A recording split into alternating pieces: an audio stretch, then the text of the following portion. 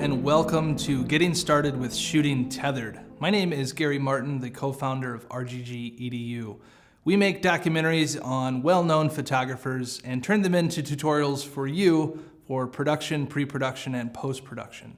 Now, in this tutorial, we wanted to give you an overview from a lot of the industry experts out there on what it takes to shoot tethered, all the way up from the preparation to the gear you need, to putting all of these ideas into practice to come up with the most efficient workflow that's going to help you stay creative on set and worry less about the technical side of shooting tethered.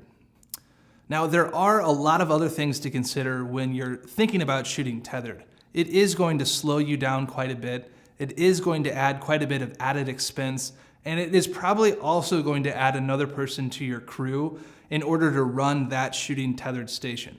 Now, shooting tethered can be quite a bit technical, so we wanted to give you an overview of things like networks and a lot of the tools that you're gonna need to actually troubleshoot both the hardware and software while in studio and out on location. So we've collected a lot of the industry experts to come together to create a video that allows you the confidence to get started while shooting tethered. So guys, we're really excited to get started in this overview of shooting tethered. We'd also like to see some of your behind the scenes photos on how tethering has changed your workflow. Tag us in a photo at RGG EDU on Instagram. Let's get to work.